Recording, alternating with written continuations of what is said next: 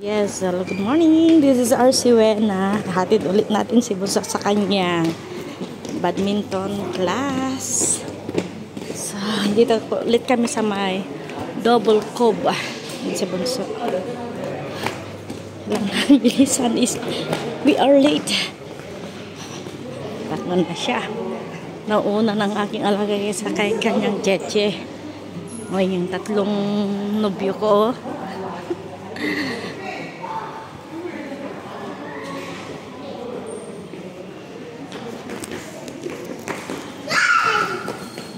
Okay, go. Kasi ano sa So, ayan. There's Lucy. Go.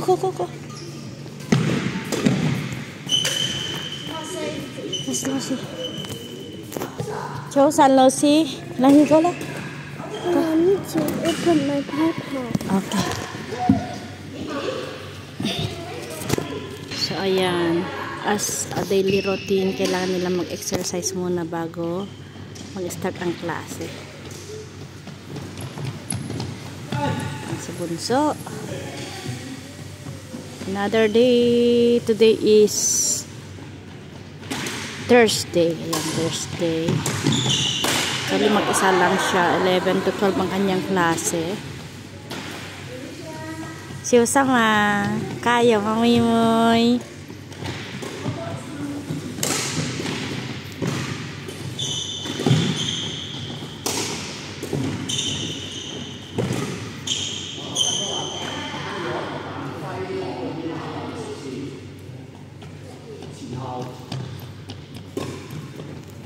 Ayan.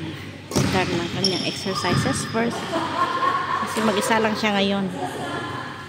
Solo class siya. Ayan.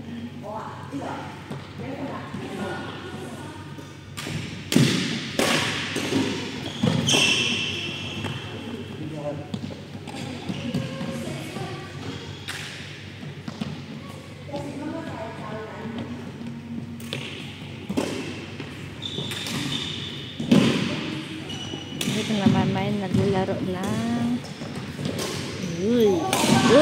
ay! Natamaan yung isa eh.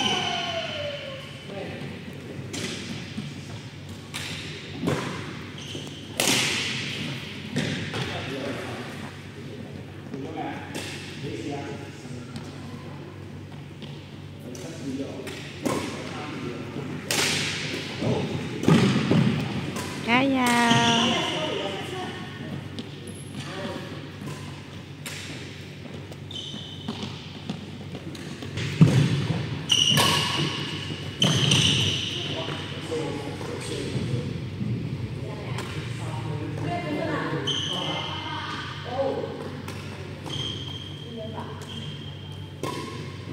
decide mo mo.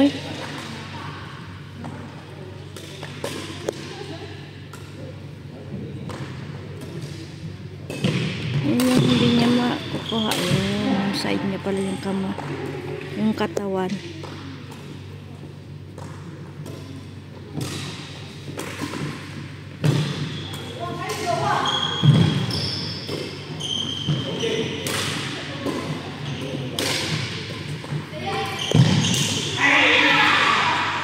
So ayan si Moy, another movement.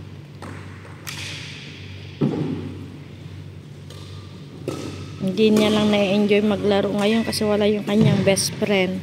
Gusto niya kasi kasama siya kaya hindi niya masyadong na-enjoy na maglaro. Yung ibang papunta dito na maglaro. Mga other groups.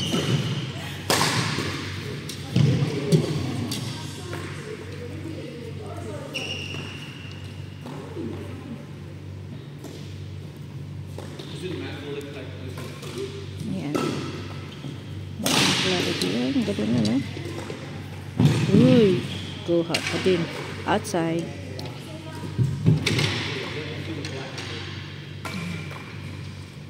Dati-rati si Bunso nun, Siguro mga 2 years old siya nung gusto niya talaga maglaro ng ganito, ng badminton.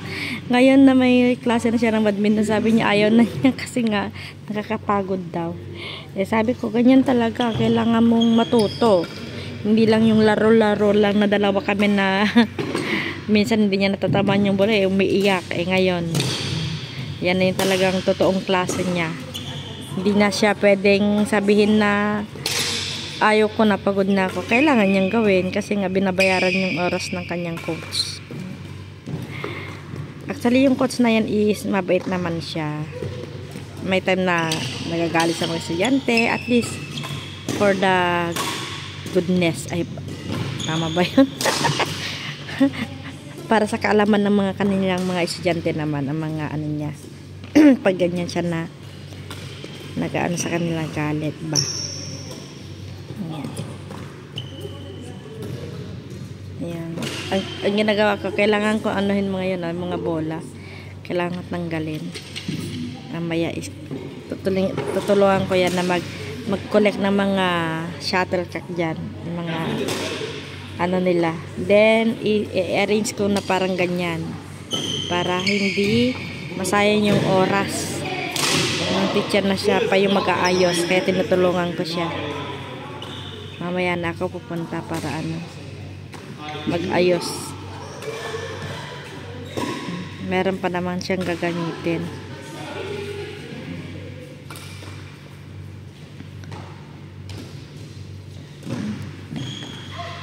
Ay.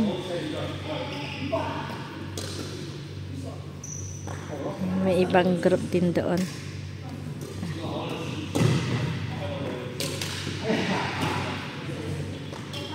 Kahit pa paano may pagbabago na, nakakapag-catch up na siya ng mga bola. Pero yung mga movements ng kanyang katawan ang hindi niya pa masyadong alam.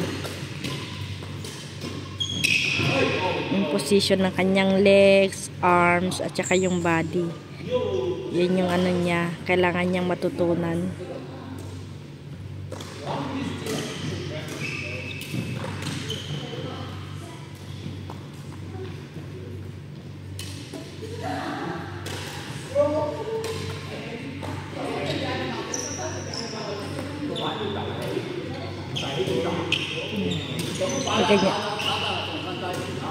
Ganyan magagalit yung teacher.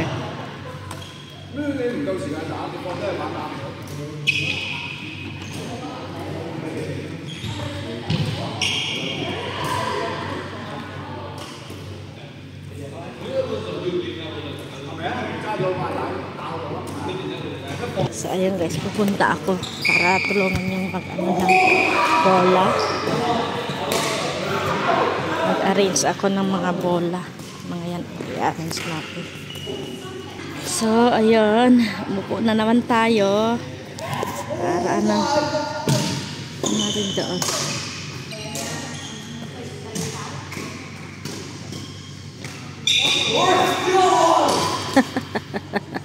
Pinanoon no. Ito yung kasama.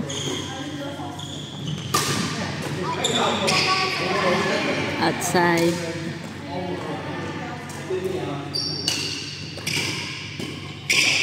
Oh. Ayan din, nagagalit na yung teacher niya.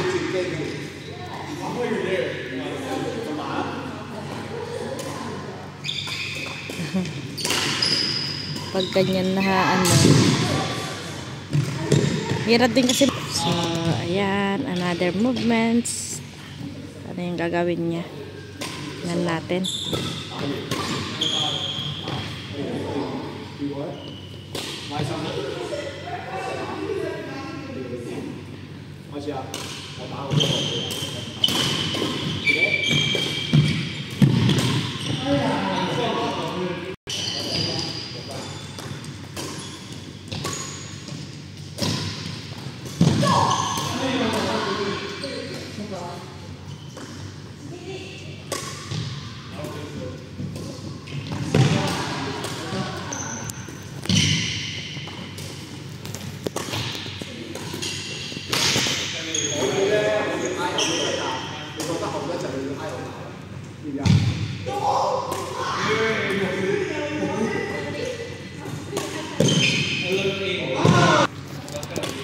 ayan guys.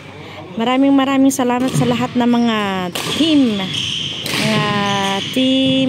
Team Resbackers, Team Academy, Team Medics, Resbacker Fighters, Kingdom Trio. Ayan. Maraming salamat.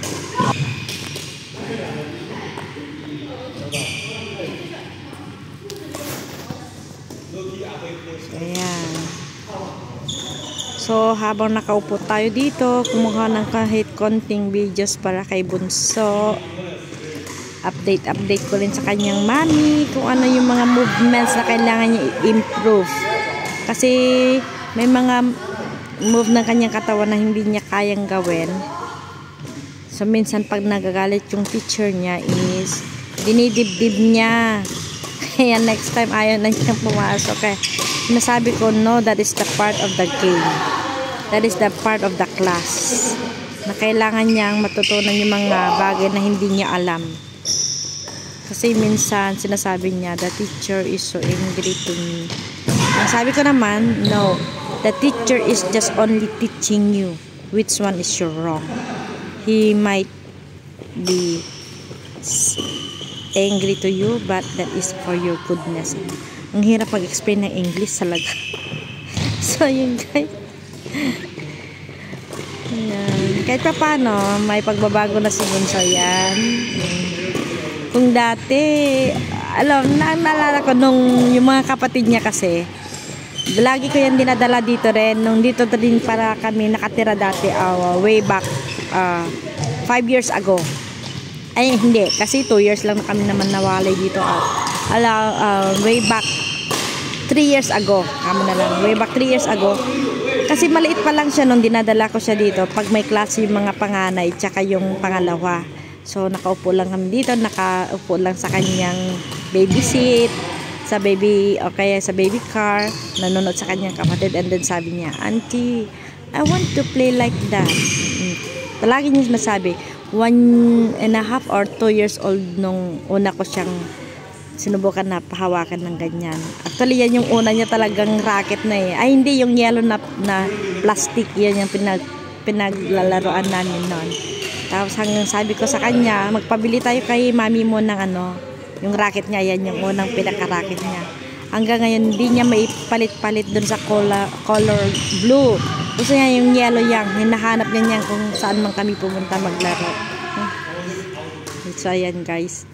So, ayun guys. Malapit na matapos ang klase ni Bunso dahil hanggang halas 12 lang siya. Meron pa siyang 5 minutes. So, maraming salamat sa patuloy na pag-support sa ating YouTube channel. This is RC Wena. Maraming salamat sa inyong lahat. God bless you all. Have a blessed day to all of us.